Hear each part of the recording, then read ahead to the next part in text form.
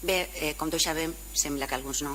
la llei de mobilitat del País Valencià obliga les ciutats de més de 20.000 habitants a tindre i executar un pla de mobilitat urbana sostenible, i això afecta Xàtiva, afecta des de l'any 2011, amb caràcter obligatori des de l'any 2015. No hem esperat 20 anys, com en el pla especial del nucli antic, que ha tardat 20 anys en fer-se. Són moltes les ciutats de l'estat espanyol, d'Europa i del món, que conscienciades i obligades per les lleis dels seus propis països han hagut de redactar i executar un pla de mobilitat urbana sostenible. I tots ells han tingut efectes positius, molt positius, tant en la ciutadania com en el medi ambient, fent d'aquestes ciutats entorns més accessibles, saludables, sostenibles i ecològics. El fet de tenir un PEMUS, un Pla de Mobilitat Urbana Sostenible, afavorirà que qualsevol subvenció de la Unió Europea siga més factible per a ciutats com a Xàtiva. El projecte EDUSI que presentarem, al que ens hem presentat en dues ocasions, que buscava una subvenció de la Unió Europea, exigia sempre o donava més punts a totes aquelles ciutats que tenien un pla de mobilitat urbana sostenible aprovat.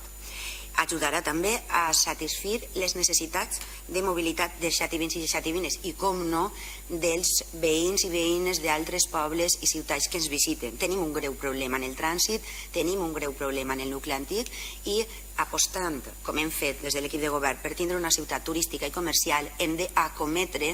i tenir la responsabilitat de resoldre els problemes de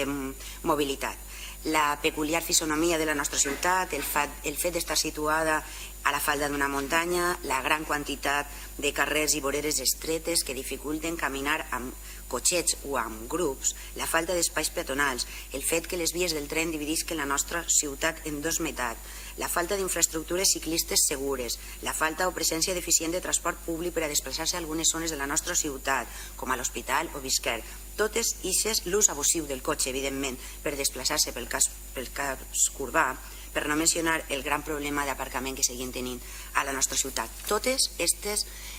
problemàtiques incideixen directament i obliguen a la necessitat de tindre un pla de mobilitat urbana sostenible. Hem donat un primer pas, un pas importantíssim. Anem complint el full de ruta que ens vàrem marcar per a posar aquesta ciutat en el segle XXI i per fer de Xàtiva una ciutat que respecti el seu passat, però que sigui una ciutat moderna i accessible. Per tant, evidentment, i com no podia ser d'altra manera, nosaltres votarem a favor i